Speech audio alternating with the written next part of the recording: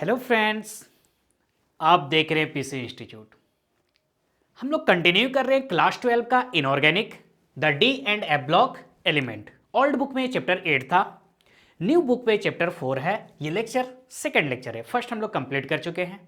अगर आप फर्स्ट नहीं देखे हैं तो पहले आप उसे देखिए, उसके बाद इसे आप कंप्लीट कीजिए। तो चलिए स्टार्ट करते हैं। आज का कंटेंट क्या होगा हम लोग का?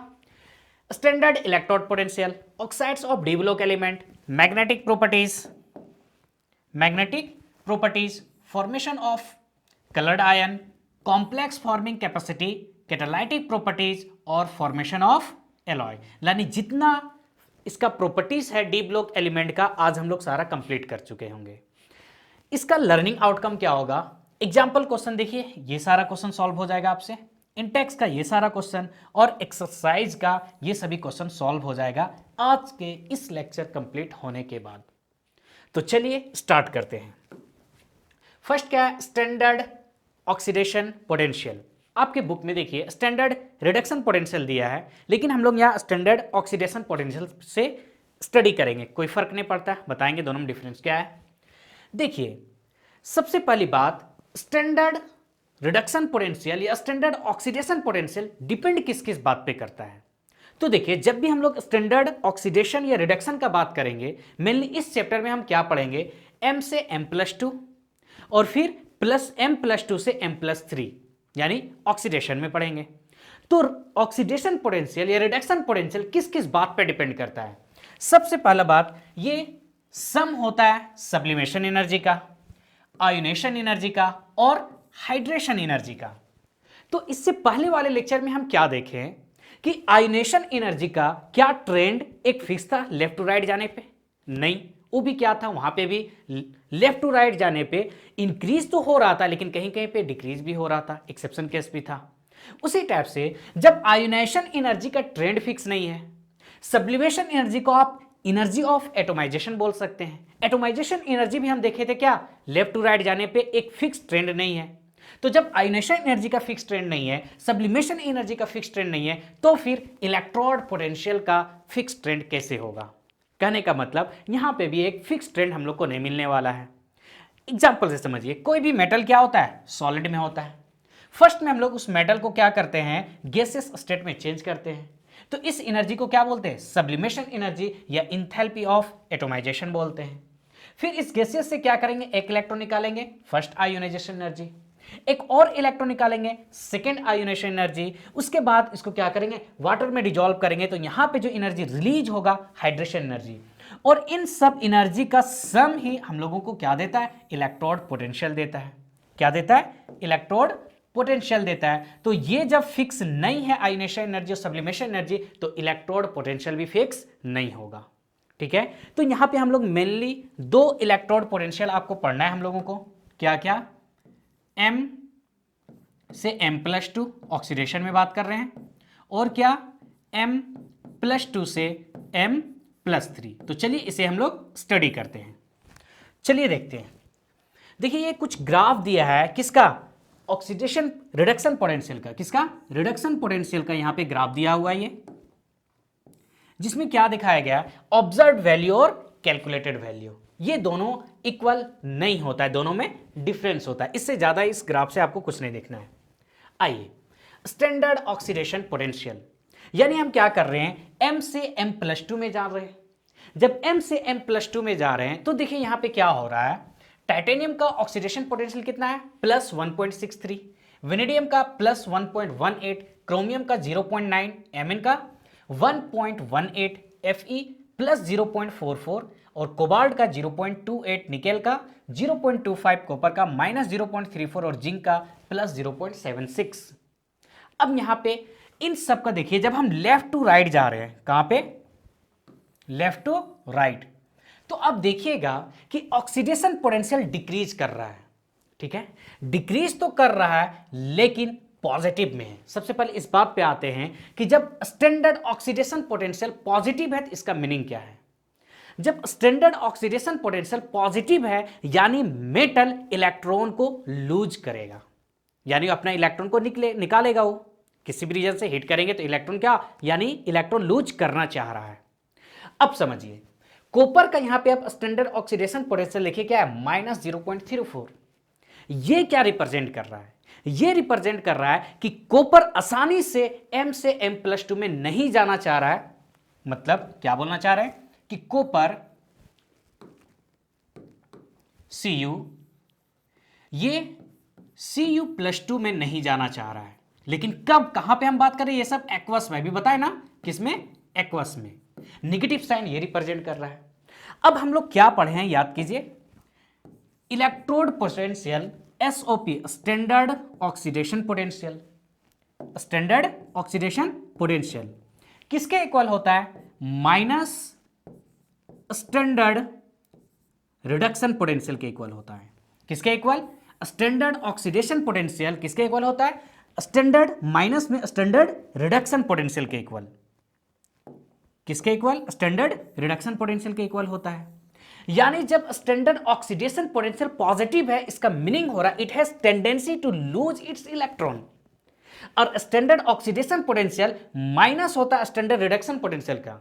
यानी अगर स्टैंडर्ड रिडक्शन पोटेंशियल का वैल्यू निगेटिव है, क्या है, निगेटिव है, तो इसका मीनिंग क्या हो रहा है कि इलेक्ट्रॉन को लूज करना चाह रहा है, क्योंकि दोनों एक दूसरे का देखिए क्या होता है, इक्वल होता है। तो आपके बुक में इसका निगेटिव वैल्यू दिया है, तो जितना ज्यादा स्टैंडर्ड रिडक्शन पोटेंशियल निगेटिव होगा, इसका मीनिंग हो रहा है कि उतना ज्यादा इलेक्ट्रॉन को क्या करना चाह रहा है, लूज करना चाह रहा है। समझ पा रहे हैं, तो जस्ट एक दूसरे का ऑपोजिट होता है। लेकिन हम लोग यहां बात किस पे कर रहे हैं, स्टैंडर्ड ऑक्सीडेशन पोटेंशियल। तो पॉजिटिव है, यानी ये M से M+2 में जाना चाह रहा है। लेकिन यहां पे कुछ एक्सेप्शन कैसे, आप उसे समझिए। देखिए यहां पे +1.63 डिक्रीज हुआ, लेकिन क्रोमियम से जब हम मैग्नीज पे गए 0.9, यहां पे देखिए अचानक वैल्यू बढ़ गया, Mn का क्या हो गया, +1.18। डिक्रीज करना चाहिए लेकिन इंक्रीज कर गया, तो Mn का स्टैंडर्ड ऑक्सीडेशन पोटेंशियल बढ़ गया। इसका मीनिंग क्या हुआ, मतलब Mn जल्दी इलेक्ट्रॉन को, दो इलेक्ट्रॉन को लूज करना चाह रहा है, इसलिए तो उसका वैल्यू पॉजिटिव आया। उसी टाइप से देखिए फिर से डिक्रीज होना स्टार्ट हुआ, लेकिन कॉपर का किस में चल गया, नेगेटिव में चला गया। नेगेटिव में चला गया यानी कॉपर +2 इलेक्ट्रॉन नहीं डोनेट करना चाह रहा है। फिर से देखिए यहां पे जिंक में बढ़ा, लेकिन बहुत ज्यादा बढ़ गया। तो जिंक में अगर, लेकिन किस में बढ़ रहा है, पॉजिटिव में बढ़ रहा है, बहुत ज्यादा बढ़ रहा है, यानी जिंक भी चाह रहा है कि दो इलेक्ट्रॉन को लूज कर ले। ऐसा क्यों हो रहा है, इस बात को समझिए। अगर आप Mn का इलेक्ट्रॉनिक कॉन्फ़िगरेशन देखते हैं तो क्या होता है, इसका एटॉमिक नंबर कितना होता है, 25। देखिए आर्गन क्या होगा, आर्गन यानी 18 कंप्लीट हो गया, 4s2 और क्या होगा 3d5, 4s2 3d5।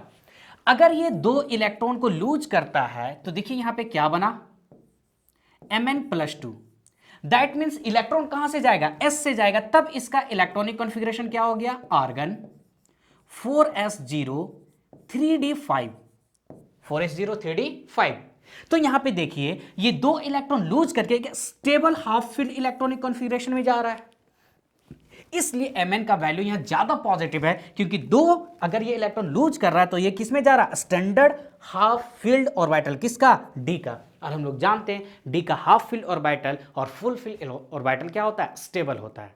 यही रीजन है कि यहां पे इसका वैल्यू ज्यादा है। सेम रीजन जिंक के केस में होगा, जब ये दो इलेक्ट्रॉन को डोनेट करेगा तो यहां पे इसका वैल्यू क्या आएगा, 3d10। तो 3d10 क्या है, स्टेबल इलेक्ट्रॉनिक कॉन्फ़िगरेशन है, इसलिए दो इलेक्ट्रॉन को लूज करना चाह रहा है। तो ये था आपका E0 M से M+2 में। अब आइए M+2 से M+3, यानी यहां पे एक इलेक्ट्रॉन और निकाल रहे हैं। तो यहां पे देखिए वैल्यू क्या होता है, टाइटेनियम का 0.37, वेनेडियम का 0.26, यानी वैल्यू क्या हो रहा है, देखिए डिक्रीज किया। लेकिन क्रोमियम का फिर से वैल्यू बढ़ गया। फिर यहां पे देखिए Mn डिक्रीज किया, लेकिन माइनस में चला गया, ये भी माइनस में, ये भी माइनस में, तो माइनस में जा रहा है, यानी M+2 से M+3 वो इलेक्ट्रॉन लूज नहीं करना चाह रहा है। लेकिन अगर हम क्रोमियम का केस देखें, किसका, क्रोमियम का, तो क्रोमियम का केस में क्या हो रहा है, 0.26 से +0.41 हो रहा है, प्लस में इंक्रीज कर जा रहा है। इससे यह पता चल रहा है कि क्रोमियम क्या चाह रहा है, एक इलेक्ट्रॉन को लूज कर दे। क्यों ऐसा हो रहा है, चलिए देखते हैं। क्रोमियम का देखिए एटॉमिक नंबर कितना होता है, 24। इसका इलेक्ट्रॉनिक कॉन्फ़िगरेशन आप अगर देखें तो आर्गन 4s1 4s1 3d5, ठीक है। अगर ये +2 में होगा यानी 2 इलेक्ट्रॉन यहां से निकला, तो 2 इलेक्ट्रॉन निकला, तब देखिए यहां पे इसका इलेक्ट्रॉनिक कॉन्फ़िगरेशन क्या होगा, एक s से चला गया होगा और यहां पे क्या होगा 3d4। अब यहां पे समझिए, यहां पे क्रोमियम का बढ़ रहा है, मतलब अगर Cr ये +3 में जा रहा है, Cr +3 में, तब इसका इलेक्ट्रॉनिक कॉन्फ़िगरेशन क्या होगा। सो देखिए यहां पे आर्गन 4s0 3d3 क्या हो रहा है 3d3। तो 3d3 आप पढ़े होंगे, या हम कंप्लीट कर चुके हैं कोऑर्डिनेशन कंपाउंड। वहां पे क्या था कि 3d3 T2g का हाफ फील्ड ऑर्बिटल था, और क्या होता है स्टेबल होता है। क्या होता है स्टेबल होता है। क्या आपको याद आ रहा है, याद कीजिए। ये d का 5 ऑर्बिटल था, 1 2 3 4। ये किस में ब्रेक होता था, नीचे आता था कितने ऑर्बिटल में 3, और ऊपर ये 2। ये क्या कहलाता था T2g, और ये क्या कहलाता था Eg कहलाता था। तो 3 दैट मीन्स 3 इलेक्ट्रॉन यहां पे आएगा, तो T2g में 3d में आ रहा है, और 3d क्या होता है स्टेबल होता है, इसलिए यहां पे क्रोमियम का वैल्यू क्या हुआ इंक्रीज कर गया। क्या हुआ इंक्रीज कर गया। तो आपको याद क्या रखना है, ये सब वैल्यू आपको देखिए यहां पे भी ये वैल्यू नहीं याद रखना है, सिर्फ ट्रेंड याद रखना है कि जब हम 3d में लेफ्ट टू राइट जा रहे हैं तो स्टैंडर्ड ऑक्सीडेशन पोटेंशियल डिक्रीज हो रहा है एक्सेप्ट Mn एंड जिंक। उसी टाइप से यहां पे ये वैल्यू आपको नहीं याद रखना, सिर्फ ट्रेंड याद रखना है कि लेफ्ट टू राइट जाने पे वैल्यू क्या हो रहा है डिक्रीज कर रहा है। क्रोमियम का इंक्रीज किया, क्यों इंक्रीज किया समझ रहे हैं, स्टेबल इलेक्ट्रॉनिक कॉन्फ़िगरेशन के कारण। तो आपको ये ऑर्डर याद रखना है कि सबसे ज्यादा स्टेबल कौन होता है D0, इससे कम D10, और इससे कम D3, और इससे कम D5। ये बहुत ही इंपॉर्टेंट है आपके लिए, ये ऑर्डर आप याद रखिएगा। क्योंकि अब तक हम क्या पढ़े थे, D10 fulfil d orbital stable होता है, D5 हाफ फील्ड स्टेबल होता है, लेकिन D5 से ज्यादा स्टेबल कौन होता है D3 होता है। ये T2g का हाफ फील्ड होता है और D5 से ज्यादा स्टेबल होता है। ऐसा क्यों होता है, अगर हम लोग कोऑर्डिनेशन कंपाउंड में याद कीजिए क्या देखे थे, ये D5 है, यानी यहां से देखिए T2g का एनर्जी D5 से भी कम होता है, और जितना कम एनर्जी उतना ज्यादा स्टेबल, इसलिए D3 क्या होता है ज्यादा स्टेबल होता है। तो ये था कुछ इलेक्ट्रोड पोटेंशियल M से M+2 में और M+2 से M+3 में, यही 2 ट्रेंड आपको पढ़ना है। अब देखिए इससे बेहतर है कि ज्यादा डिस्कशन हो कि हम लोग क्वेश्चन को सॉल्व करें कुछ, तो चलिए कुछ क्वेश्चन को हम लोग यहां पे सॉल्व करते हैं। क्वेश्चन लिखा हुआ है y is E0 value for the Mn+2 couple much more positive than that of for Cr+3 से कहां पे Cr+2 पे, Fe+3 से Fe+2 पे। यानी बोल रहा है कि Mn+2 से Mn+3 पे जा रहे हैं, तो जो इलेक्ट्रोड पोटेंशियल का वैल्यू है मच मोर पॉजिटिव है इन कंपेयर टू Cr+2 से, जब Cr+3 पे जाएंगे, Fe+2 से और Fe+3 में जाएंगे। तो ऐसा क्यों होता है, तो ये सब सारा रीजन आपको कहां पे मिलेगा इलेक्ट्रॉनिक कॉन्फ़िगरेशन में। तो चलिए यहां पे इलेक्ट्रॉनिक कॉन्फ़िगरेशन देखते हैं। देखिए Mn+2, Mn का क्या होता है एटॉमिक नंबर 25, तो Mn का इलेक्ट्रॉनिक कॉन्फ़िगरेशन क्या होगा आर्गन 4s2 3d5, 2 इलेक्ट्रॉन निकाल दिए क्या हुआ 4s0 3d5। अगर ये यहां पे जाना किसमें हम भेजना चाह रहे हैं Mn+3 में, तो यहां पे देखिए 3d क्या है फुलफिल्ड है, क्या है फुलफिल्ड है, सॉरी हाफ फील्ड है, और हाफ फील्ड क्या होता है ज्यादा स्टेबल होता है। जब हाफ फील्ड ज्यादा स्टेबल होगा तो अब ये अब क्या अपना एक इलेक्ट्रॉन लूज करना चाहेगा, कभी नहीं लूज करना चाहेगा। ये D4 में आ रहा ना, तो ये कभी भी एक इलेक्ट्रॉन को लूज करना नहीं चाहेगा। लेकिन आ जाइए क्रोमियम के केस में, Cr+2 है, अगर ये Cr+3 बनता है, एक इलेक्ट्रॉन और लूज करता है, तो देखिए क्या हो रहा है आर्गन 4s0 3d3। अभी हम लोग देखे थे क्या कि 3d3 स्टेबल होता है, तो ये एक इलेक्ट्रॉन को लूज करना चाहेगा, इजीली लूज कर देगा, यानी यहां पे पॉजिटिव तो होगा लेकिन लेस पॉजिटिव होगा। उसी टाइप से आ जाइए किसमें Fe+2 में, किसमें जाना है Fe+3 में, तो देखिए Fe+3 अगर हम यहां पे गए तो इसका इलेक्ट्रॉनिक कॉन्फ़िगरेशन क्या होगा आर्गन 4s0 3d5। तो देखिए एक इलेक्ट्रॉन लूज कर रहा है, तो यहां पे D का हाफ फील्ड में जा रहा है, यानी स्टेबिलिटी की ओर बढ़ रहा है, तो एक इलेक्ट्रॉन इजी वे में यूज कर देगा। लूज करेगा। ये भी एक इलेक्ट्रॉन इजी वे में लूज कर देगा। क्यों? यहाँ पे क्या हो रहा है, स्टेबिलिटी की ओर बढ़ रहा है। ये खुद स्टेबल है तो 3d4 में क्यों जाना चाहेगा? तो यहाँ पे जबरदस्ती हम क्या करेंगे, इलेक्ट्रॉन निकालना ही है तो बहुत ज़्यादा एनर्जी देना होगा, इसलिए इसका इलेक्ट्रोड पोटेंशियल का वैल्यू क्या होता है, ज़्यादा होता है। ये आपका था एनसीईआरटी एग्जाम्पल में दिया हुआ क्वेश्चन है। आइए कुछ क्वेश्चन और देखते हैं।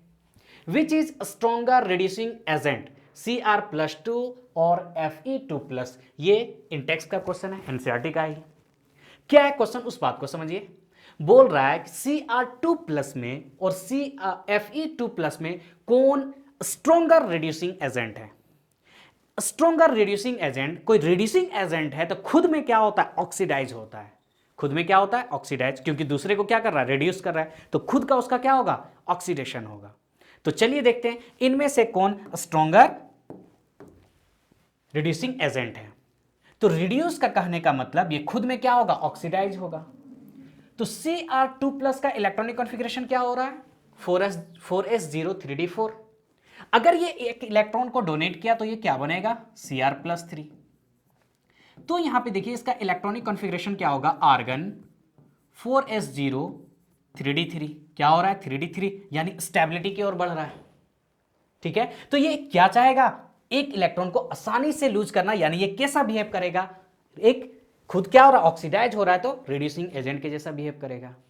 आइए Fe+2 में, Fe+2 से अगर हम जाते हैं, इसका ऑक्सीडेशन अगर हम कराते हैं तो क्या होगा, Fe+3। तब यहां पे देखिए इलेक्ट्रॉनिक कॉन्फ़िगरेशन क्या होगा, आर्गन 4s0 3d5।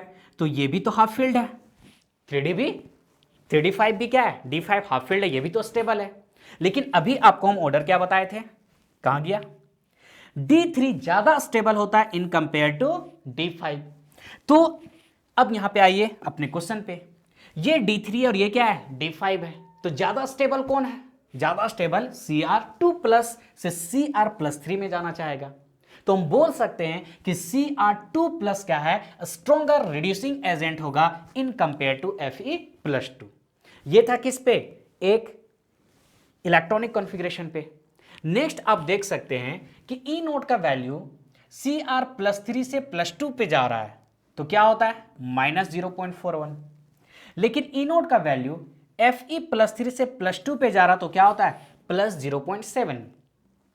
अब यहां पे समझिए, ये किस में दिया हुआ है, रिडक्शन में, ये किस में दिया हुआ है, रिडक्शन में। तो रिडक्शन में आपको हम क्या बताएं, ऑक्सीडेशन में पॉजिटिव होना चाहिए इलेक्ट्रॉन लूज करने के लिए, और रिडक्शन में क्या होना चाहिए, निगेटिव होना चाहिए। तो यहां पे देखिए ये वैल्यू निगेटिव है रिडक्शन में, तो ये आसानी से एक इलेक्ट्रॉन को लूज कर देगा। लेकिन रिडक्शन में ये वैल्यू क्या है, पॉजिटिव है, तब तो ये एक इलेक्ट्रॉन को लूज नहीं करना चाहेगा। आप कंफ्यूज तो नहीं कर रहे हैं, स्टैंडर्ड ऑक्सीडेशन का वैल्यू अगर पॉजिटिव है तो उसका मीनिंग क्या हुआ, उसका टेंडेंसी है इलेक्ट्रॉन को डोनेट करना, उसी बात को हम बोल रहे हैं। स्टैंडर्ड रिडक्शन पोटेंशियल अगर निगेटिव है तो उसका टेंडेंसी क्या है, इलेक्ट्रॉन को लूज करना, क्योंकि standard oxidation potential equal to क्या होगा, निगेटिव स्टैंडर्ड रिडक्शन पोटेंशियल। तो हम क्या बोलेंगे यहां पे, Cr2+ एक स्ट्रॉन्गर रिड्यूसिंग एजेंट है। आइए नेक्स्ट क्वेश्चन को देखते हैं। Why is Cr2+ reducing and Mn3+ oxidizing when both have D4 configuration? ये आपका एग्जाम्पल में एनसीईआरटी में क्वेश्चन दिया हुआ है। पहले क्वेश्चन को समझिए, क्या बोल रहा है, Cr2+ रिड्यूसिंग एजेंट की तरह काम करेगा और Mn3+ ऑक्सीडाइजिंग एजेंट की तरह काम करेगा, जबकि दोनों का इलेक्ट्रॉनिक कॉन्फ़िगरेशन क्या होता है, D4 होता है। क्या होता है, D4 होता है। तो चलिए देखते हैं, Cr2+ का इलेक्ट्रॉनिक कॉन्फ़िगरेशन क्या हुआ, आर्गन 4s0 3d4। कैसा बिहेव कर रहा है, रिड्यूसिंग एजेंट की तरह। जब ये रिड्यूसिंग एजेंट की तरह बिहेव करेगा तो खुद का क्या होगा, ऑक्सीडेशन, खुद का क्या होगा, ऑक्सीडेशन। तो चलिए इसका ऑक्सीडेशन करते हैं हम लोग। ये क्या हो जाएगा, Cr+3, एक इलेक्ट्रॉन और लूज करेगा। तो आ जाइए इसका इलेक्ट्रॉनिक कॉन्फ़िगरेशन क्या होगा, 4s0 3d3 हो गया। ठीक है, और क्या बोल रहा है, Mn3+ एक ऑक्सीडाइजिंग एजेंट की तरह काम कर रहा है। कौन, Mn3+। जब ऑक्सीडाइजिंग एजेंट की तरह काम कर रहा है खुद में इसका क्या होगा, रिडक्शन होगा। खुद में क्या होगा, रिडक्शन होगा। तो इसका रिडक्शन कहने का मतलब ये एक इलेक्ट्रॉन को लेगा। तो जब एक इलेक्ट्रॉन को लेगा तो इसका इलेक्ट्रॉनिक कॉन्फ़िगरेशन देखिए क्या है, आर्गन 4s0 3D यहाँ पे क्या होगा 5 होगा। तो ये 3D5 में ज़्यादा स्टेबल है, ये 3D3 में ज़्यादा स्टेबल है, इसलिए Cr2 प्लस एक रिड्यूसिंग एजेंट की तरह काम करेगा, Mn3 प्लस एक ऑक्सीडाइजिंग एजेंट की तरह काम करेगा। आपके माइंड में यहाँ पे क्वेश्चन आ सकता है कि ये +3 में था, ठीक है, तो ये एक इलेक्ट्रॉन को और डोनेट करके यहाँ पे +4 क्यों नहीं हो गया? क्योंकि यहाँ पे 3D3 ज़्यादा स्टेबल होता है। तो याद कीजिए, इलेक्ट्रोड पोटेंशियल किसी एक बात पे डिपेंड नहीं करता है, इंथैल्पी ऑफ एटोमाइजेशन पे, आयोनेशन एनर्जी पे और हाइड्रेशन एनर्जी पे। एक हो गया। यहाँ पे अगर आयोनेशन एनर्जी का देखें, अगर यहाँ 3D3 होने के लिए इसे एक इलेक्ट्रॉन और देना होगा तो आयोनेशन एनर्जी कितना ज्यादा हो जाएगा, क्योंकि ये सक्सेसिव आयोनेशन एनर्जी होगा, इसलिए 3D3 में ना जाके किस में जाता है, 3D5 में जाता है। तो हम बोल सकते हैं ये यहां पे Cr2 प्लस कैसा काम करता है, एक रिड्यूसिंग एजेंट की तरह, और Mn3 प्लस कैसा काम करता है, एक ऑक्सीडाइजिंग एजेंट की तरह। चलिए एक क्वेश्चन और देख लेते हैं। Which is list stable in aqueous medium? देखिए एम्स 2018 में पूछा हुआ क्वेश्चन है, बोल रहा है इनमें से कौन सा एक्वस मीडियम में लिस्ट स्टेबल है। कौन कौन है? Fe+2, CO+2, Ni+2, Mn+2। अगर Fe का हम इलेक्ट्रॉनिक कॉन्फ़िगरेशन देखें, एटॉमिक नंबर कितना होता है 26, कितना होता है 26, 2 इलेक्ट्रॉन लूज कर दिया तो 4s0 3d6, कोबाल्ट का 4s0 3d, निकेल का क्या होता है atomic number Mn, manganese, iron, cobalt, nickel, copper, ये 25, 26, 27, 28। तो कोबाल्ट का क्या है 27, ये 2 इलेक्ट्रॉन जब दिया तो यहां पे क्या होगा 3d7 होगा, 3d7। निकेल में क्या होगा, ये 28 होता है, जब ये 2 इलेक्ट्रॉन देगा तो यहां पे क्या होगा 3d8 होगा, 3d8 हो गया। अब बोल रहा है कि कौन लिस्ट स्टेबल होगा। Mn+2 का 25 होता है, इसका कितना 25। तो यहां पे आप देखिए ये तो हाईली स्टेबल है, 3d5 है, half field, D orbital half field stable होता है, लेकिन यहां पे क्या बोला है लिस्ट स्टेबल बोला है। क्या बोल रहा है लिस्ट स्टेबल। तो यहां पे आप Fe+2 को देखिए क्या है 4s0 3d6।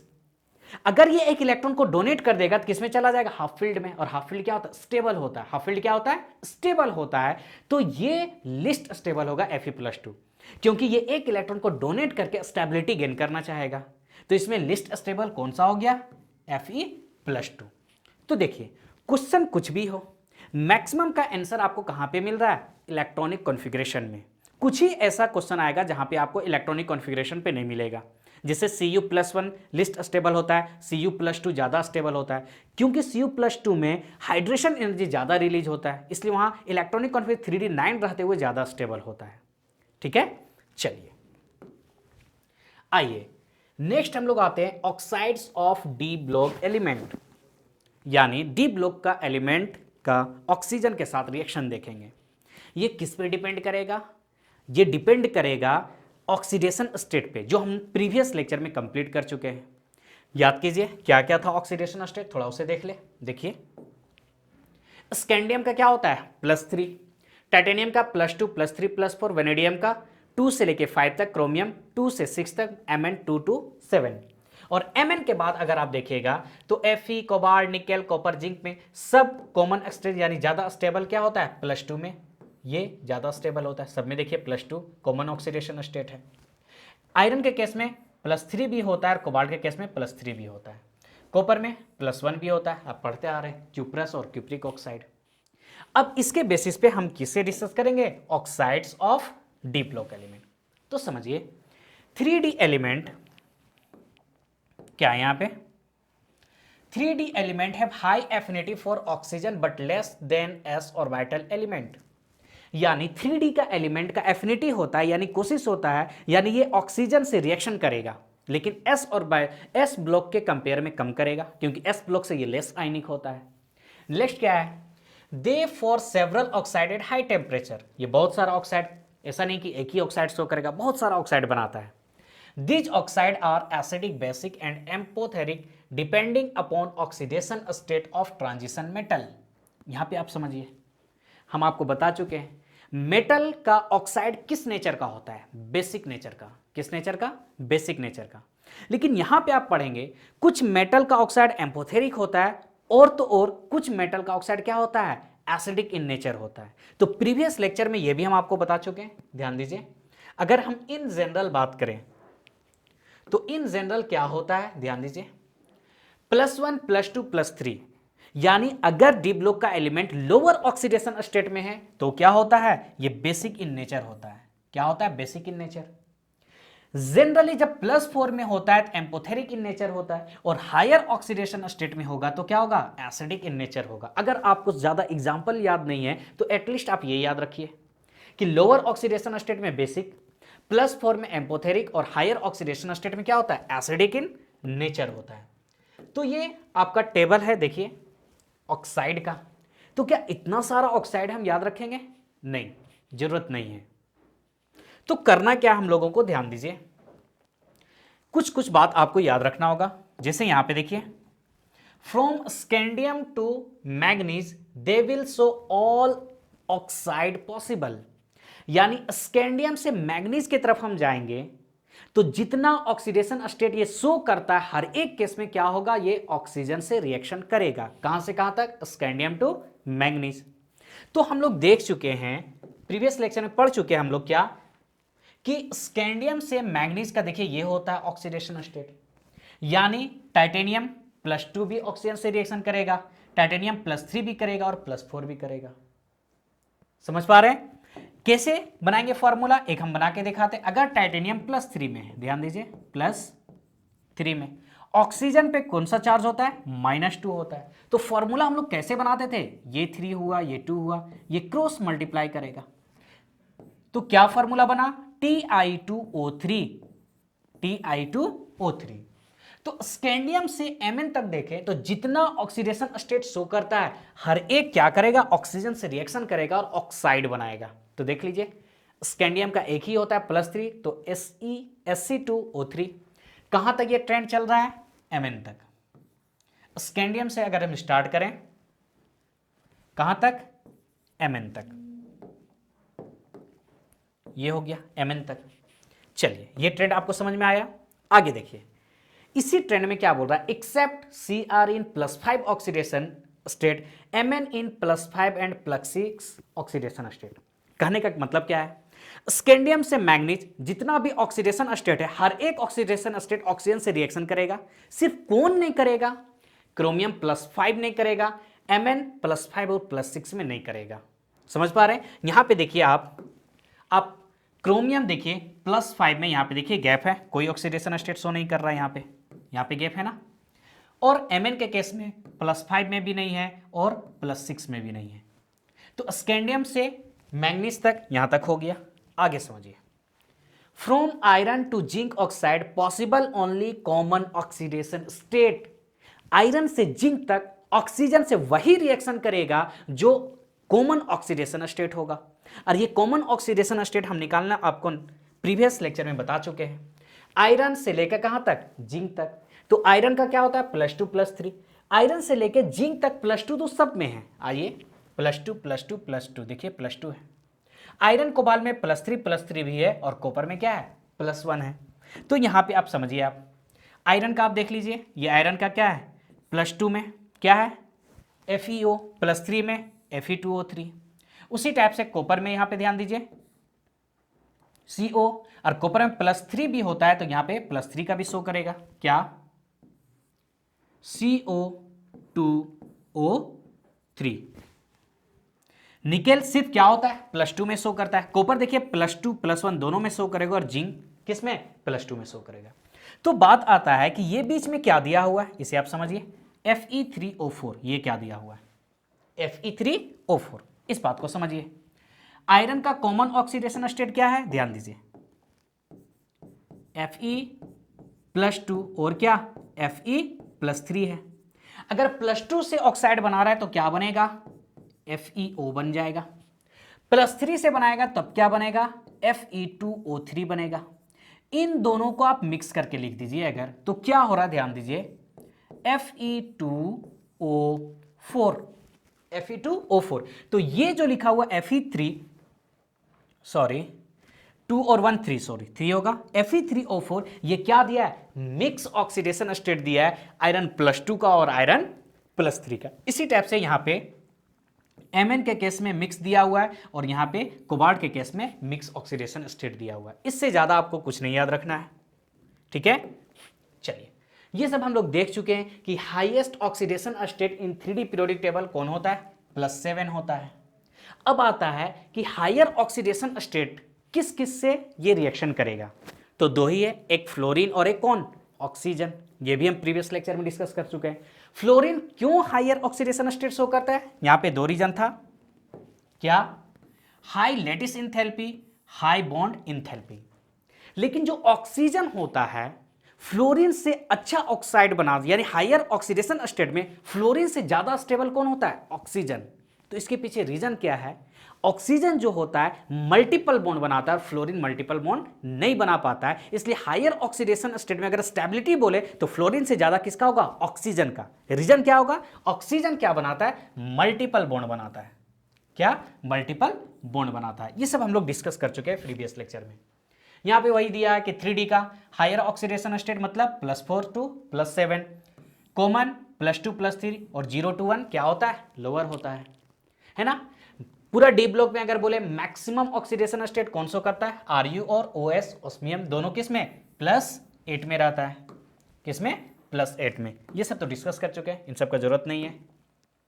चलिए, और अभी हम आपको क्या बताएं कि मेनली जनरली क्या होता है, मेटल का ऑक्साइड बेसिक इन नेचर होता है। क्या होता है, बेसिक इन नेचर, कुछ एसिडिक भी होगा और कुछ एम्पोथेरिक भी होगा। तो एसिडिक बहुत कम है, उसे याद कर लीजिए। एसिडिक के लिए आप क्या याद कीजिएगा, AMC, ए से एसिडिक ऑक्साइड, M से मोलिब्डेनम ऑक्साइड और C से क्रोमिक ऑक्साइड। तो मोलिब्डेनम किस स्टेट में, यहां पे ध्यान दीजिए, ये किस में है, ये +7, और क्रोमियम यहां देखिए क्या है, +6 में। तो जब Mn +7 में और Cr +6 में होगा तो ये एसिडिक ऑक्साइड होगा। याद कीजिए, जनरल अभी हम आपको बताएं कि +5 +6 +7 +8 यानी हायर ऑक्सीडेशन स्टेट में मेटल का ऑक्साइड क्या होता है, एसिडिक होता है। तो यहां पे देखिए दोनों क्या है, एसिडिक है, क्या है, एसिडिक है। इसी टाइप से कुछ एम्पोथेरिक होता है, तो एम्पोथेरिक भी आपको याद रखना होगा। तो कैसे याद करेंगे, देखिए निमोनिक्स क्या है। अब तो कोलकाता बोलते हैं, पहले क्या बोलते थे, कलकत्ता बोलते थे। तो Calcutta is very beautiful and it's in TMC zone. आप जानते हैं कलकत्ता में यानी बंगाल में कौन सा पार्टी है, TMC है। तो कैसे याद करेंगे, कलकत्ता C से CrO2, इज वेरी V से vanadium pentoxide, TMC zone T से TiO2, M से MnO2 और C से क्या, Cr2O3, जोन से ZnO। तो ये कुछ ऐसा ऑक्साइड है डी ब्लॉक का, डी ब्लॉक एलिमेंट का, जो क्या होता है, एम्पोथेरिक प्रॉपर्टी शो करता है। और ये क्या था, एसिडिक प्रॉपर्टी शो करता है। देखिए, अब +2 एग्जाम के नजर से देख रहे हैं तो ये सब आपको एग्जाम में बहुत रेयर ही पूछता है, लेकिन जो ही आप नीट और जेई की तरफ बढ़िएगा ये सब डायरेक्ट क्वेश्चन रहता है। तो क्यों ना निमोनिक्स के थ्रू या ट्रिक के थ्रू इसे हम लोग क्या करें, याद कर लें। तो ये था आपका क्या, ऑक्साइड्स। अब आते हैं formula of halides of 3D element. तो फिर से वही बात, ऑक्सीडेशन स्टेट पे आपको जाना होगा। इसलिए ऑक्सीडेशन स्टेट जो हम प्रीवियस लेक्चर में करा उसे अच्छे से समझिए, कैसे कौन कौन कॉमन ऑक्सीडेशन स्टेट कैसे निकाला जाता है। अब हैलाइड्स में देखिएगा बहुत सारा हैलाइड्स बनाता है, तो आप कितना याद कीजिएगा, पॉसिबल नहीं है। तो फिर क्या याद करना है हमको, जो नहीं बनाता है, जो एग्जिस्ट नहीं करता उसे याद रखना है। ये NCERT का टेबल दिया हुआ है, क्या है, एक्स का मीनिंग क्या है, सारा halides, fluorine chlorine bromine iodine. X1 का क्या मीनिंग है, आयोडीन को हटा दीजिए, फ्लोरीन क्लोरीन ब्रोमीन। X2 का क्या मीनिंग है, अगर ब्रोमीन को हटा दिए, फ्लोरीन और क्लोरीन। X3 का क्या मीनिंग है, सिर्फ फ्लोरीन को हटाइए, क्लोरीन ब्रोमीन आयोडीन। तो जहां X3 है वहां पे यानी क्लोरीन ब्रोमीन आयोडीन है। तो ये आपको याद रखना होगा इस फॉर्मूला में। तो देखिए बहुत सारा हाइलाइट शो करेगा ना, तो इतना हम कैसे याद रख पाएंगे, पॉसिबल नहीं है। तो क्या याद करेंगे, वो हाइलाइट्स जो एग्जिस्ट ही नहीं करता है। तो चलिए देखते हैं कौन कौन सा हाइलाइट एग्जिस्ट नहीं करता है। अगर हम देखें metal highlights which don't exist, क्या है, BiO4, Fe3, Cu2, CuBr2, MnBr2, MnI4। ठीक है, फिर से वही बात ये सब आपके एग्जाम में, बोर्ड एग्जाम में बहुत रेयर चांस है पूछने का, लेकिन हम लोग NCERT line by line cover कर रहे हैं, इसलिए ये सब जरूरी है। तो ये सब हैलाइड एग्जिस्ट नहीं करता है। यहाँ पे मेनली आयोडीन है, तो रीजन क्या हो जाएगा, आयोडीन क्या होता है, एक रिड्यूसिंग एजेंट होता है। उसी टाइप से TiF2 CuF एग्जिस्ट नहीं करता है, तो यहाँ पे F है, तो रीजन क्या होगा, फ्लोरीन स्ट्रॉन्ग ऑक्सीडाइजिंग एजेंट होता है। उसी टाइप से देखिएगा MnF5, MnF6, MnF7 ये भी एग्जिस्ट नहीं करता है, तो रीजन यहाँ पे क्या होगा, डी ब्लॉक एलिमेंट का साइज क्या होता है, छोटा होता है, ठीक है। और फ्लोरीन देखिए 5, 6, 7 बहुत ज्यादा फ्लोरीन आ रहा था, स्टेरिक यहाँ पे लगेगा, तो इसी रीजन से ये क्या होता है, स्टेरिक क्राउडिंग के कारण ये सब एग्जिस्ट नहीं करता है। तो बहुत सारा याद करने से बेहतर है कि जो एग्जिस्ट नहीं करता उसे याद कर लीजिए। और ये सब तो इजी है कि रिएक्टिविटी विथ हेलोजन सबसे ज्यादा कौन रिएक्टिव होगा, फ्लोरीन, क्लोरीन, ब्रोमीन, आयोडीन। और क्या है, halides in higher oxidation state undergoes hydrolysis very easily, यानी डी ब्लॉक का एलिमेंट जिसका ऑक्सीडेशन स्टेट हायर है वो आसानी से वाटर से रिएक्शन कर जाएगा। जस्ट लाइक एग्जांपल यहाँ पे देखिए, ये आपका क्या है, Ti किस स्टेट में है, +4 में है। इसे जब हाइड्रोलाइसिस करेंगे तो क्या बनेगा, TiO2 + 4HCl। तो इससे ज्यादा आपको हैलाइड्स में कुछ ध्यान नहीं देना है। तो नेक्स्ट क्या है, मैग्नेटिक प्रॉपर्टीज। हम लोग क्या देखे हैं, बचपन में आप देखे होंगे आयरन का रॉड या किल लीजिए, मैग्नेट से उसे अट्रैक्ट करता था ना। तो मैग्नेटिक प्रॉपर्टीज में मेनली हम लोग देखेंगे डायमैग्नेटिक, पैरामैग्नेटिक और फेरोमैग्नेटिक। डायमैग्नेटिक सब्सटेंस किसे हम लोग बोलते हैं, जो मैग्नेटिक फील्ड में क्या होगा, रिपेल होगा। पैरामैग्नेटिक जो मैग्नेटिक फील्ड में क्या होगा, अट्रैक्ट होगा। और फेरोमैग्नेटिक जो मैग्नेटिक फील्ड में स्ट्रांगली अट्रैक्ट होगा। तो ये होता कैसे है, कौन मैग्नेटिक बिहेवियर शो करेगा, तो सिंपल आपको याद रखना है, अगर अनपेयर्ड इलेक्ट्रॉन है डी ऑर्बिटल में, अनपेयर्ड इलेक्ट्रॉन अगर डी ऑर्बिटल में है तो ये मैग्नेटिक प्रॉपर्टी शो करेगा, और अगर अनपेयर्ड इलेक्ट्रॉन नहीं है तो मैग्नेटिक प्रॉपर्टी शो नहीं करेगा। तो D10 एक भी अनपेयर्ड इलेक्ट्रॉन नहीं है तो ये मैग्नेटिक प्रॉपर्टी शो नहीं करेगा।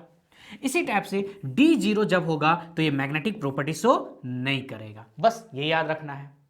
अब यहां जो हम लोग मैग्नेटिक मोमेंट निकालते हैं, देखिए मैग्नेटिक मोमेंट दो टाइप का होता है, इलेक्ट्रॉन अपने पे रोटेट कर रहा है स्पिन, और इलेक्ट्रॉन न्यूक्लियस के चारों रोटेट कर रहा है, क्या होता है, ऑर्बिटल मैग्नेटिक मोमेंट।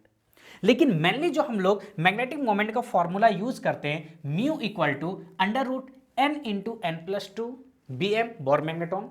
ये जो होता है स्पिन मैग्नेटिक मोमेंट होता है, यानी यहां पे हम लोग ऑर्बिटल का मैग्नेटिक मोमेंट कैलकुलेट नहीं करते हैं। तो यहां पे देखिए D1 to D5 जो एक्सपेक्टेड मैग्नेटिक मोमेंट है वही एक्सपेरिमेंटल मैग्नेटिक मोमेंट है। ऐसा क्या, ध्यान दीजिए, D1 to D5 यहां देखिए अब तक क्या होगा, सारा अनपेयर्ड इलेक्ट्रॉन होगा 1 2 3 4 5, लेकिन जो ही D6 to D9 पे जाएंगे तो अब देखिए पेयर भी आना स्टार्ट हो जाएगा। यहां पे 1 2 3 4 5 ये आ गया 6 पेयर हो गया ना, 7 8 9। तो D6 to D9 में स्पिन मैग्नेटिक मोमेंट के साथ साथ ऑर्बिटल मैग्नेटिक मोमेंट भी यहां पे क्या होता है, कैलकुलेट होता है। इसीलिए एक्सपेक्टेड जो होगा वो कम होगा, एक्सपेरिमेंटल वैल्यू ज्यादा होगा। और ये जो फॉर्मूला है mu equal to n × n+2, ये हम लोग सिर्फ और सिर्फ स्पिन मैग्नेटिक मोमेंट निकालते हैं, और जहां पे n क्या है, नंबर ऑफ अनपेयर्ड इलेक्ट्रॉन। समझ पा रहे हैं आप, एनसीईआरटी का एक टेबल देखिए ज्यादा समझ में आएगा। ये देखिए यहां पे D0, जब D0 है देखिए 3D0 तो मैग्नेटिक मोमेंट क्या हुआ, 0 हुआ, 0 क्यों, क्योंकि अनपेयर्ड इलेक्ट्रॉन नहीं है। उसी टाइप से D10 जब है, देखिए D10 तो एक भी अनपेयर्ड इलेक्ट्रॉन नहीं है तो मैग्नेटिक मोमेंट क्या होगा, 0 होगा। तो देखिए जब हम 3D1 3D2 3D4 यहां तक आ रहे हैं, 3D5 तक, ठीक है, तब यहां पे देखिए जो अनपेयर्ड इलेक्ट्रॉन क्या हो रहा है, इंक्रीज कर रहा है। तो जैसे से अनपेयर्ड इलेक्ट्रॉन इंक्रीज कर रहा है तो देखिए यहां पे मैग्नेटिक मोमेंट भी क्या हो रहा है, इंक्रीज कर रहा है, और कोई वेरिएशन नहीं है जो कैलकुलेट कर रहे हैं और जो ऑब्जर्व कर रहे हैं। लेकिन जो ही हम यहां पे D6 से कहां तक, D9 तक जाते हैं, तब देखिए यहां पे मैग्नेटिक मोमेंट का एक रेंज मिलता है। तो ये क्या रिप्रेजेंट कर रहा है कि यहां पे स्पिन के साथ साथ ऑर्बिटल मैग्नेटिक मोमेंट भी काउंट हुआ, ठीक है, इसीलिए यहां पे जो लिखा हुआ है क्या, D6 to D9 जो एक्सपेक्टेड होता है कम होता है एक्सपेरिमेंटल से, लेकिन इस पे हम लोग को नहीं जानना है। हम लोग को सिर्फ ये देखना है कि स्पिन ओनली मैग्नेटिक मोमेंट कैसे निकलता है, mu equal to under root n into n plus 2। n यहां पे क्या है, नंबर ऑफ अनपेयर्ड इलेक्ट्रॉन। अब यहां समझिए, अगर अनपेयर्ड इलेक्ट्रॉन 1 है तो म्यू का वैल्यू 1 पॉइंट समथिंग आएगा। अगर अनपेयर्ड इलेक्ट्रॉन 2 है तो म्यू का वैल्यू यानी मैग्नेटिक मोमेंट का वैल्यू क्या होगा, 2 पॉइंट समथिंग, यानी जितना अनपेयर्ड इलेक्ट्रॉन है मैग्नेटिक मोमेंट उतना पॉइंट समथिंग आएगा। समझ पा रहे हैं? चलिए इस पे कुछ क्वेश्चन करते हैं तो ज्यादा क्लियर होगा। आइए, consider the hydrated ion of Ti+2, B+2, Ti+3, Sc+3 the correct order of their spin only magnetic moment। देखिए यहां पे बता दिया स्पिन ओनली मैग्नेटिक मोमेंट, सिर्फ स्पिन मैग्नेटिक मोमेंट का बात कर रहा है ना। कहां पूछा, जेईई मेंस 2019 में। तो वैसे तो फार्मूला अगर हम देखें तो म्यू इक्वल टू क्या होगा, n into n+2, n into n+2 ये होगा। लेकिन यहां पे वैल्यू तो नहीं निकालना है, सिर्फ ऑर्डर लिखना है। तो अभी हम क्या बताएं, जितना ज्यादा अनपेयर्ड इलेक्ट्रॉन होगा मैग्नेटिक मोमेंट उतना ज्यादा होगा। तो देखिए स्कैंडियम का इलेक्ट्रॉनिक कॉन्फ़िगरेशन क्या होता है, 4s2 3d1, टाइटेनियम का 4s2 3d2 और वेनेडियम का 4s2 3d3। तो स्कैंडियम किस स्टेट में है, +3 में, 3 इलेक्ट्रॉन चला जाएगा तो यहां पे क्या हो गया, d0, एक भी अनपेयर्ड इलेक्ट्रॉन नहीं है तो मैग्नेटिक मोमेंट क्या होगा, 0 होगा। Ti+2 2 अगर गया तो S से गया तो यहां पे क्या होगा, 2 D2, यानी 2 अनपेयर्ड इलेक्ट्रॉन बचा।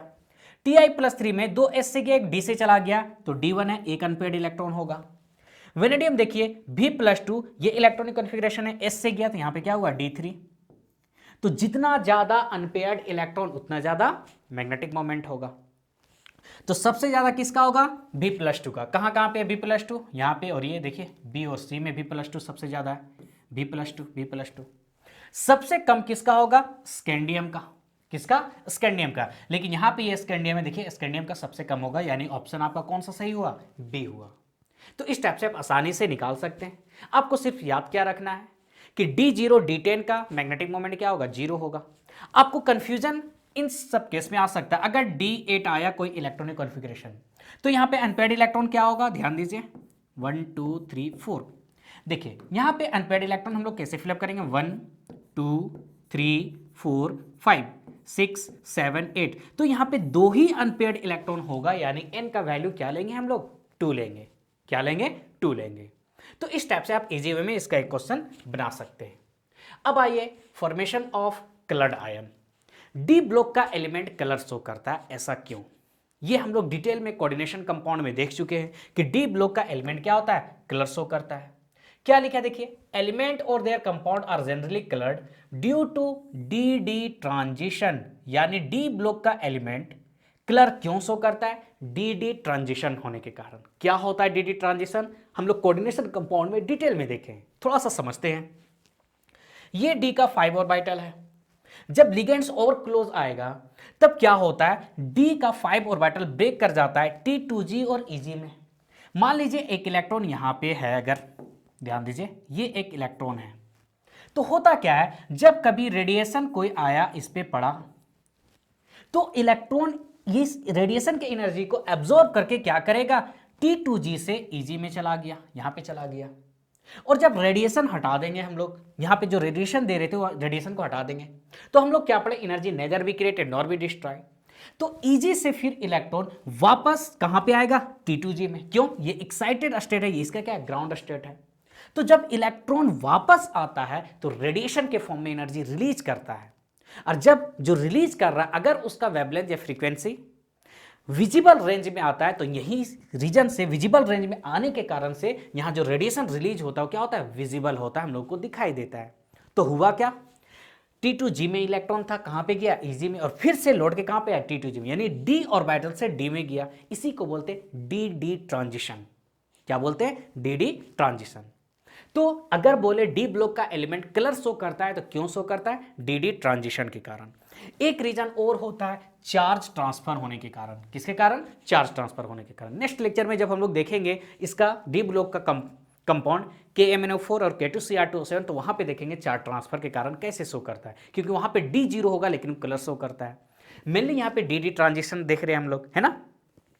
तो अगर मेरे पास डी जीरो होगा, समझिए फिर से डी जीरो, तो डी ऑर्बिटल में इलेक्ट्रॉन ही नहीं है, तो डी से डी में इलेक्ट्रॉन कहां से जाएगा, तो डी जीरो कभी भी कलर शो नहीं करेगा। और अगर डी टेन होगा, क्या होगा, डी टेन, तो डी टेन के केस में क्या होगा, वन इलेक्ट्रॉन, 1 2 3 4 5 6 7 8 9 10। देखिए जितना भी ऑर्बिटल है, 5 ऑर्बिटल सब क्या फुल्ली फिल्ड है, तो इलेक्ट्रॉन का ट्रांजिशन कैसे होगा, पॉसिबल ही नहीं है। तो D10 भी कलर शो नहीं करता है। तो याद रखना है D0 और D10 क्या कलर शो नहीं करेगा, है ना। कलर शो क्यों नहीं करता है, क्योंकि यहां पे डी ट्रांजिशन पॉसिबल नहीं है। चलिए देखते हैं। देखिए ये एनसीईआरटी का डेटा दिया हुआ है। देखिए यहां पे 3D0 स्कैंडियम 3+, एक भी डी में इलेक्ट्रॉन नहीं है तो क्या है, कलरलेस है। Ti4+, एक भी इलेक्ट्रॉन नहीं है तो ये क्या है, कलरलेस है। Ti4+ क्या होगा, 3D0। उसी टाइप से आप अगर देखें 3D10, क्या 3D10 में भी देखिए यहाँ पे हर एक इलेक्ट्रॉन क्या है, पेयर्ड है, यानी यहाँ पे भी ट्रांजिशन नहीं पॉसिबल है, तो ये क्या होगा, कलरलेस होगा। क्या होगा, कलरलेस। बोर्ड एग्जाम में बस इतना ही आपके लिए इंपॉर्टेंट है। लेकिन यहां पे क्या होता है, different ion different colour show करता है, और ये एनसीईआरटी में दिया हुआ है। जब एनसीईआरटी में दिया हुआ है तो नीट का क्वेश्चन उठाइएगा, जेईई मेंस का क्वेश्चन उठाइएगा, तो वहां पे आपको मिल जाएगा क्या कि Fe+2 का कौन सा कलर शो करता है, ठीक है, दे देगा। Cr3+ कौन सा कलर शो करता है। तो चलिए कुछ निमोनिक्स देखते हैं और याद करने की कोशिश करते हैं। ये है आयंस इन Mn+2 स्टेट में, किसमें, +2 स्टेट में। तो निमोनिक्स क्या है, देखिए, very beautiful pretty girl Pinky go to bank colony. अब इन सब का क्या कीजिए, फर्स्ट लेटर ले लीजिए। कौन सा लेटर, फर्स्ट लेटर। निमोनिक्स क्या है, very beautiful pretty girl Pinky go to bank colony. सबका फर्स्ट लेटर लीजिए, बी से क्या हुआ, वॉयलेट, यानी B+2 कैसा कलर शो करता है, violet colour. B first letter क्या है, बी से क्या है, ब्लू। Cr+2 क्या होता है, कौन सा कलर होता है, +2 कलर, ये ब्लू कलर होता है। पी प्रीटी, पी उठाइए, पी से क्या, पिंक। जी से क्या, ग्रीन, फिर यहाँ पी से पिंक, जी से ग्रीन, बी से ब्लू, सी से क्या, कलरलेस। अब बात आता है ये कैसे याद करेंगे, तो देखिए ये अरेंज तो है ना। स्कैंडियम तो नहीं, तो स्कैंडियम तो +2 शो करता नहीं, तो देखिए सब क्या है, +2 में। देखिए स्कैंडियम के बाद क्या होता है, vanadium, chromium, manganese, iron, cobalt, nickel, copper, zinc, तो ये सब क्या एक सीक्वेंस में इंक्रीजिंग ऑर्डर में एटॉमिक नंबर में। तो इस टाइप से आप याद कर सकते हैं। लेकिन यहां पे आयन क्या था, यहां पे +3 में भी है, देखिए +3 में। तो +3 का क्या निमोनिक्स होता है उसे देख लेते हैं। देखिए cool pretty girl Vinny way is, यहां पे इज जोड़ दीजिए, इज वेरी यंग। क्या है, cool pretty girl Vinny is very young. यहां पे भी आप क्या कीजिए, फर्स्ट लेटर ले लीजिए आप, तो फिर से सी यानी क्या, कलरलेस होगा। किसके लिए, Sc+3 के लिए। यहां पे आप देखिएगा फिर ये इंक्रीजिंग ऑर्डर में, scandium, titanium, vanadium, chromium, manganese, iron, सब किसमें, +3 में। आ जाइए पी से, यहां पे पर्पल है, यहां पे पी से क्या था, +2 में पी का मीनिंग क्या होता है, पिंक होता है। क्या होता है, पिंक। लेकिन +3 में पी का मीनिंग क्या है, पर्पल है। जी ग्रीन, भी वायलेट, वाई क्या, येलो। तो इस टाइप से कुछ निमोनिक्स है। आप अगर रटने का टाइप का क्वेश्चन, कलर का क्वेश्चन, अगर एक भी क्वेश्चन मिस नहीं करना चाहते तो ये सब आप बना सकते हैं, लेकिन बोर्ड एग्जाम में ये सब रेयर है, पूछता नहीं है, ठीक है। तो चलिए ये था क्या, कंपाउंड कलर शो करता है। आइए क्वेश्चन बना लेते हैं। Which one of the following transition metal is colourless in aqueous solution. देखिए नीट 2014 में पूछा हुआ है। क्या बोल रहा है, इनमें से कौन सा कंपाउंड है, आयन है, जो क्या होगा, कलरलेस होगा। क्या है, कलरलेस है। तो कलरलेस हम आपको क्या बताएं, या तो D0 होगा या फिर क्या होगा, D10 होगा। तो चलिए देखते हैं। Ti4+, Ti टाइटेनियम का इलेक्ट्रॉनिक कन्फिगरेशन क्या था, 4s2 3d2। 4+ यानी 2 इलेक्ट्रॉन यहां से, तो D0 हो जाएगा। ये क्या होगा, D0 हो जाएगा। तो यही तो कलरलेस होगा, है ना। तो इसका आंसर क्या हो जाएगा, आंसर क्या होगा, Ti4+। आगे बनाने का जरूरत नहीं है। नेक्स्ट है complex forming capacity. D block का एलिमेंट कॉम्प्लेक्स बनाता है। पहले कॉम्प्लेक्स कंपाउंड होता क्या है, कॉम्प्लेक्स कंपाउंड एक ऐसा कंपाउंड होता है जिसमें मेटल क्या करता है, लिगेंड्स लिगेंड से एक इलेक्ट्रॉन को एक्सेप्ट करता है, ठीक है, और वहां पे कॉम्प्लेक्स कंपाउंड का फॉर्मेशन करता है। लिगेंड्स निगेटिव भी हो सकता है, न्यूट्रल भी हो सकता है, हम लोग डिटेल में देख चुके हैं किसमें, कोऑर्डिनेशन कंपाउंड में। तो डी ब्लॉक का एलिमेंट कॉम्प्लेक्स कंपाउंड क्यों बनाता है, तो अभी बताएं कॉम्प्लेक्स कंपाउंड क्या होता है, एक मेटल होता है जो लिगेंड के लोन पेयर को एक्सेप्ट करता है। तो हम लोग देखते हैं डी ऑर्बिटल में क्या होता है, वैकेंट ऑर्बिटल होता है डी ऑर्बिटल। तो लिगेंड्स का इलेक्ट्रॉन को रखने के लिए इसके पास जगह है, यहां तक ठीक है। और क्या, यहां पे देखते हैं डी ब्लॉक का एलिमेंट साइज थोड़ा छोटा होता है, तो छोटा होगा यानी लोन पेयर जो लिगेंड्स का लोन पेयर लेगा उसको आसानी से अट्रैक्ट करेगा। तो इन सब रीजन के कारण डी ब्लॉक का एलिमेंट क्या, कॉम्प्लेक्स कंपाउंड बनाता है। तो देखते हैं, चलिए आइए, क्या यहां पे ध्यान दीजिए, the centre atom contains some empty orbital, empty orbital है तब तो लिगेंड्स का इलेक्ट्रॉन को एक्सेप्ट कर रहा है। स्मॉल साइज है यानी कैटायन का साइज छोटा है तो चार्ज क्या होगा, ज्यादा होगा, और जितना ज्यादा पॉजिटिव चार्ज होगा लिगेंड्स को आसानी से अट्रैक्ट करेगा, है ना। वेरिएबल वैलेंसी, डी ब्लॉक का एलिमेंट वेरिएबल वैलेंसी शो करता है, यानी जरूरत पड़ेगा लिगेंड्स को एक्सेप्ट करने के लिए, आयरन को +2 से +3 में जाने के लिए तो चला जाएगा, क्योंकि ये वेरिएबल ऑक्सीडेशन स्टेट शो करता है। और कॉम्प्लेक्स फॉर्मेशन के लिए मेटल डी ब्लॉक का ठीक है, लेकिन लिगेंड्स के पास एटलीस्ट क्या होना चाहिए, नेगेटिव चार्ज या फिर एक लोन पेयर होना चाहिए, ये भी तो कंडीशन है कॉम्प्लेक्स का ना। तो देखिए, the combining species that is ligand must contain 1 lone pair electron, ये भले ही डी का नहीं है लेकिन ये सब तो डी का कंडीशन है ना, किसका, कॉम्प्लेक्स शो करने का। आइए नेक्स्ट, कैटालाइटिक प्रॉपर्टीज। हम लोग जानते हैं पूरा ऑर्गेनिक हम लोग पढ़े हैं, क्या, कैटलिस्ट। कैटलिस्ट करता क्या है, देखिए कैटलिस्ट का काम क्या है, जो रिएक्टेंट आ रहा उसके लिए उसको रिएक्शन करने के लिए सरफेस प्रोवाइड करना। रिएक्टेंट क्या करता है, कैटलिस्ट के सरफेस पे आता है और एक इंटरमीडिएट स्टेट बनाता है। उस इंटरमीडिएट स्टेट में क्या होता है, रिएक्टेंट को प्रोडक्ट में कन्वर्ट करने के लिए मिनिमम एनर्जी क्या, एक्टिवेशन एनर्जी चाहिए। तो जब एक रिएक्टेंट कैटलिस्ट के सरफेस पे आया, तो सरफेस पे आया तो जगह तो चाहिए ना, तो वैकेंट ऑर्बिटल होता है किसमें, डी में, तो इसलिए ये सरफेस प्रोवाइड किया, पहला रीजन। और जब आता है कैटलिस्ट रिएक्टेंट जब कैटलिस्ट के सरफेस पे, तो कैटलिस्ट यहां पे रिएक्टेंट कैटलिस्ट के सरफेस पे क्या करता है, एक इंटरमीडिएट प्रोडक्ट बनता है। वो क्या करता है, एक्टिवेशन एनर्जी को डिक्रीज कर देता है और आसानी से क्या करता है, प्रोडक्ट में कन्वर्ट हो जाता है। इस रीजन से, यही रीजन से डी ब्लॉक एलिमेंट क्या, कैटालिटिक प्रॉपर्टी शो करता है, क्योंकि इसके पास वैकेंट ऑर्बिटल होता है। जरूरत पड़ता है तो कैटलिस्ट क्या करेगा, अपना वेरिएबल ऑक्सीडेशन स्टेट शो करेगा, यानी इलेक्ट्रॉन अगर रिएक्टेंट को चाहिए तो दे देगा, है ना। तो इस टाइप से ये 2-3 रीजन बहुत इंपॉर्टेंट होता है कैटालिटिक प्रॉपर्टी के लिए। तो पहला रीजन देखिए, possibility of variable oxidation state, इसका ऑक्सीडेशन स्टेट वेरी करता है। Large surface area due to ability of many empty orbital in transition metal due to presence of unpaired electron d orbital which have combining capacity। ठीक है, कुछ example देखते हैं। Hubbers process, preparation of ammonia में कौन सा catalyst use होता है, आयरन डिवाइडेड होता है Fe। और कॉन्टैक्ट प्रोसेस, सल्फ्यूरिक एसिड बनाने में SO2 को SO3 में कन्वर्ट करने में क्या होता है, वेनेडियम पेंटाऑक्साइड PtO5 यूज होता है। इसी टाइप से पीटी किसमें यूज होता है, ऑस्वाल्ड प्रोसेस, सल्फ्यूरिक एसिड बनाने में। निकेल, प्लेटिनम किसमें यूज होता है, हाइड्रोजिनेशन ऑफ अल्कीन में। अब तो पॉलीमर नहीं है, पॉलीमर तो आपका चैप्टर डिलीट हो गया, लेकिन वहां पे जिंगलर नाटा कैटलिस्ट यूज होता था, किसके लिए, हाई डेंसिटी यानी प्लास्टिक बनाने के लिए। समझ पा रहे हैं, ये यहां पे एग्जाम्पल दिया हुआ है एनसीईआरटी में कि कैटलिस्ट कैसे रिएक्शन को फास्ट करता है। देखिए I-S2O8 2-, अगर यहां कैटलिस्ट नहीं लेंगे तो ये रिएक्शन ही नहीं होगा। लेकिन अब अगर Fe+3 हम कैटलिस्ट लिए तो ये रिएक्शन होकर क्या बनाता, सल्फेट और I2 बनाता है। कैसे होता है रिएक्शन, उसे आप देख लीजिए।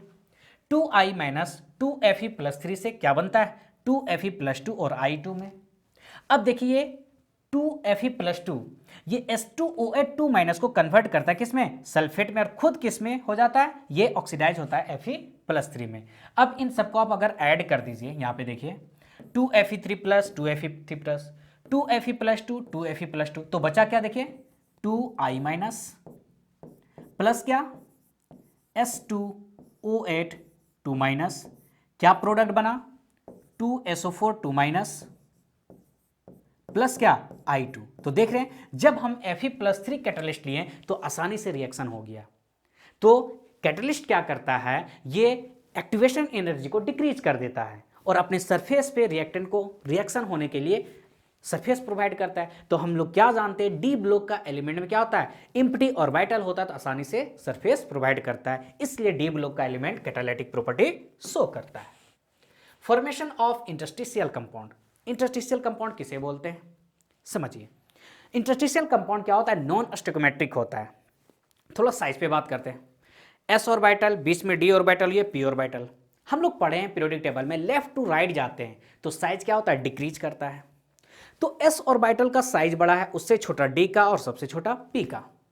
तो एस ऑर्बिटल का साइज बड़ा होने के कारण वहां पे जब छोटा छोटा कंपाउंड या एलिमेंट, मान लीजिए कार्बन, हाइड्रोजन, ये सब जब उसमें हम लोग जब वो इंटरस्टिशियल कंपाउंड बनाएगा तो उसका वॉइड जो होता है इतना बड़ा होता है एस ऑर्बिटल, एस ब्लॉक का, कि आसानी से ज़्यादा तो है इंटरस्टिशियल फॉर्मेशन के लिए, लेकिन छोटा एलिमेंट कार्बन, नाइट्रोजन, हाइड्रोजन फिर वापस आ जाता है। अब चलिए लेफ्ट टू राइट, पी में भी वॉइड है, लेकिन वो वॉइड इतना छोटा होता है कि वहां पे छोटा छोटा कंपाउंड आता ही नहीं है। अब देखिए डी ऑर्बिटल का साइज कैसा है, एस से बड़ा, एस से छोटा है, लेकिन पी से बड़ा है, तो कॉम्परेबल साइज होता है। यहां पे जो वॉइड होता है, कॉम्परेबल वॉइड होने के कारण डी ब्लॉक का एलिमेंट क्या, इंटरस्टिशियल कंपाउंड शो करता है। तो देखिए इसी बात को यहां पे लिखा हुआ है, interstitial compound are formed when small atom like hydrogen, carbon, nitrogen are trapped inside the crystal lattice of metal, neither typically ionic or nor covalent। यानी अभी क्या बताया हम, एस ब्लॉक से साइज इसका क्या होगा, छोटा होगा, लेकिन पी ब्लॉक से क्या होता है, बड़ा होता है, कंपरेबल साइज होता है। तो इसके वॉइड में आसानी से हाइड्रोजन, कार्बन, नाइट्रोजन आके आसानी से क्या होता है, एक बाइंड बनता है, जिसके कारण ये इंटरस्टिशियल कंपाउंड शो करता है। यूजुअली नॉन स्टोइकोमेट्रिक, आप सॉलिड स्टेट अगर डिलीट हो गया, लेकिन वहां पे हम लोग देखते थे नॉन स्टोइकोमेट्रिक, यानी कैटायन और एनायन का रेशियो क्या होता है, एक नहीं हो। कैसे होगा, क्योंकि नया कंपाउंड यहां पे आ रहा है। तो इंटरस्टिशियल कंपाउंड होने से क्या होता है उसे देखते हैं। They have similar chemical properties, यानी इसका केमिकल प्रॉपर्टीज में कोई फर्क नहीं पड़ता। अगर क्रोमियम में Cr, अगर उसमें हाइड्रोजन आ गया CrH, तो ऐसा नहीं है कि Cr और जब इंटरस्टिशियल बना CrH तो इसका केमिकल प्रॉपर्टीज शो कर जाए, एस अलग हो जाएगा, ऐसा नहीं, दोनों का केमिकल प्रॉपर्टीज क्या होगा, इक्वल होगा। But differ in physical properties, इसका फिजिकल प्रॉपर्टी डिफर हो जाएगा।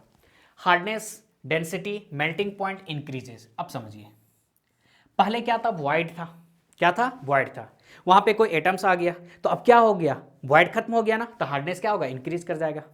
डेंसिटी, डेंसिटी क्या होता है, मास बाय वॉल्यूम, जब एलिमेंट आ गया तो वॉल्यूम क्या होगा, कम हो गया, तो डेंसिटी क्या होगा, इंक्रीज कर जाएगा। इसी टाइप से मेल्टिंग पॉइंट भी क्या होता है, इंक्रीज करता है। लेकिन कंडक्टिविटी में कोई फर्क नहीं पड़ता, conductivity remains same. As it fills vacant space it decreases malleability and conductivity. समझिए मैलिबिलिटी क्या होता है, जब हम लोग एक मेटल को पीट पीट के चादर का फॉर्मेट करते हैं, लेकिन जब इंटरस्टिशियल कंपाउंड बनता है उसमें उसके वैकेंट में कौन आ गया, अब तो कंपाउंड आ गया, एलिमेंट आ गया ना, तो अब वैकेंट है ही नहीं, तो मैलिबिलिटी और कंडक्टिविटी ये शो नहीं करता है।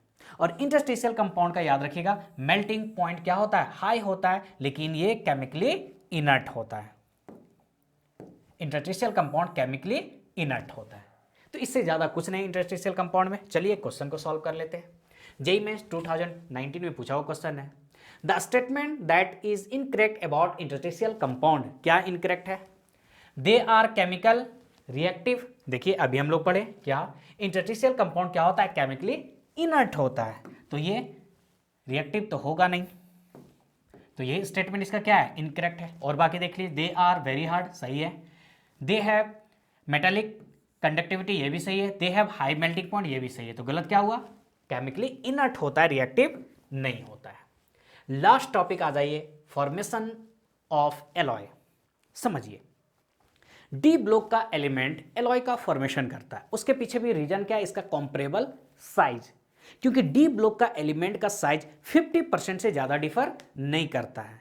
तो कॉम्परेबल साइज होने के कारण जितना भी बहुत सारा एलॉय का आज प्रेजेंट टाइम में हम लोग अपने डेली लाइफ में, इंडस्ट्रियल में यूज कर रहे हैं, समझ पा रहे हैं। तो सबसे बड़ा रीजन क्या है एलॉय फॉर्मेशन का, इसका comparable size. Atoms having size differ 15% are used to make alloy, है ना। डी ब्लॉक एलिमेंट क्या है, D block element have almost same size so they are used to make alloy. बहुत सारा एग्जांपल है, brass किसका होता है, कॉपर जिंक का, ब्रॉन्ज किसका, कॉपर और टिन का मिक्सर होता है। ठीक है, तो इस टाइप से आज हम लोग कंप्लीट किए डी एंड एफ ब्लॉक का सेकेंड लेक्चर। एक और क्वेश्चन बचा हुआ है, चलिए देख लेते हैं, जेईई मेंस 2017 में पूछा हुआ है। In the following reaction ZnO is respective acting as an, ये कहां से, ऑक्सीडेट डी ब्लॉक जो ऑक्साइड्स पर है ना, उससे ये क्वेश्चन है। तो यहां पे आप देखिए ZnO zinc oxide sodium oxide से रिएक्शन करके क्या बना, सोडियम जिंकेट। सोडियम ऑक्साइड क्या होता है, बेसिक इन नेचर, तो यहां पे जिंक ऑक्साइड क्या है आपका, एसिड है, क्या है, एसिड, तो बेस बेस बेस एसिड यानी COD होगा। अब आइए जिंक ऑक्साइड CO2, CO2 क्या होता है, एसिड इन नेचर, तो यहां जिंक ऑक्साइड क्या हुआ, बेसिक इन नेचर यानी एसिड बेस तो आंसर क्या हुआ, डी होगा। समझ पा रहे हैं? तो इस टाइप से चलिए आज हम लोग कंप्लीट किए डी ब्लॉक एलिमेंट का सेकंड लेक्चर। चलिए कैसा लगा आपको ये लेक्चर, अगर ठीक है तो कमेंट कीजिए। हम नेक्स्ट लेक्चर थर्ड फोर यानी 2 लेक्चर और होगा, ये पूरा D and F block complete हो जाएगा। तो मिलते हैं नेक्स्ट लेक्चर के साथ। Thank you.